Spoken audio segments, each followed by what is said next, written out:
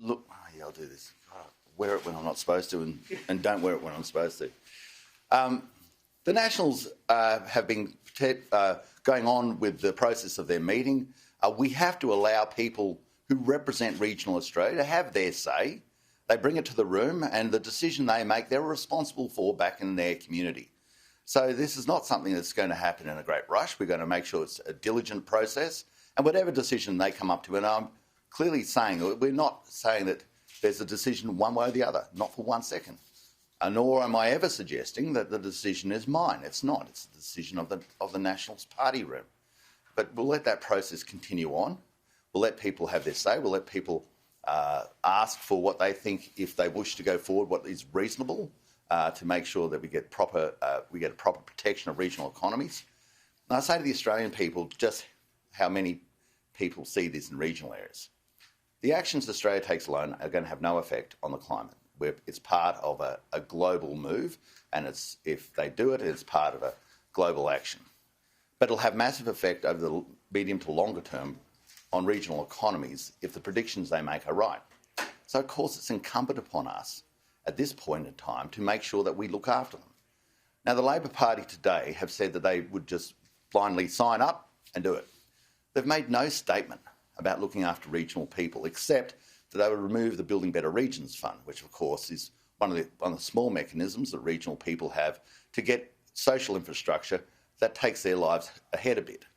So what the Labor Party is saying to the Hunter Valley, to Central Queensland, to other regional areas, is we have no interest in your vote anymore. We have no interest in a proper deliberation over this. There's no section of the Labor Party that's sitting down going over the ramifications of the decision that they would just foist on the Australian people without any proper and due diligence over it. But the Nationals will do that. It's incumbent upon us, and we will continue on that process. And if you said, where's it going to land, as you inevitably will after I stop speaking, I will say, well, that's for the room. You say that it's all about looking after them as in regional people. So Yep. Does the plan as it stands look after regional people? Well, I'd say at this time, I have to be honest, if you went forward with it as it is, no. Okay? So do you support the plan at the moment as it is? The view of the room, I think it's not giving too much away as it stands. They've got questions. I think that would be a fair comment. Otherwise, the meeting would be over and we would have said yes. So I don't think we're giving anything away there. It's a statement of what is quite evident, that if there was a yes on how it currently stands, the meeting would be over and the answer would be yes, and the meeting goes on, doesn't it? So what more needs to be done Well, to support regional people? That is certainly for the room, and I won't be sort of entertaining what that may be. Why not? Because it is their right, not mine. For you, for example, what's your opinion in terms of what needs to be done to support regional people? Well, I want to make sure that the Australian people clearly understand this is where your export wealth comes from, and any effect on that won't be just an effect on regional people. Any effect on that will be an effect on the nation. It'll be an effect on whether you have money for health, education, defence, ABC. All these things are tied up with it. I mean, they really are. And what sort of price tag are we looking at? How many millions or billions? I think.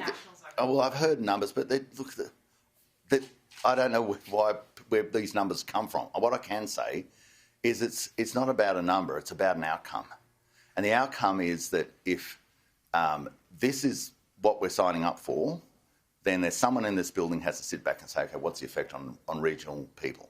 Now that's the Nationals' job, and we're proud to do it. We're going to continue on, and I'm not foreshadowing any outcome. I'm foreshadowing that we will continue our diligent appraisal on behalf of regional Australia. Mr. Joyce, would that outcome be done before the Prime Minister goes to Glasgow? Well, once more, I'm not going to give a time constraint to the. Sometimes if you start giving time constraints, you'll get one answer if people are not completely comfortable. I don't think that's the answer that people want.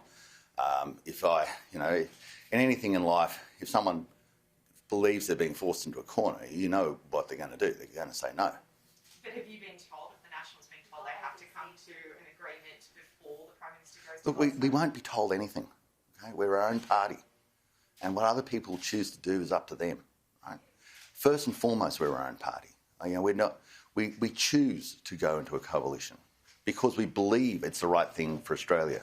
But we're not chained to a coalition. We do the right thing for regional people in the coalition. That is the leader of the Nationals, Barnaby Joyce, saying, well, conversations are continuing, but there's no deal just yet because the regions haven't got enough. The story continues.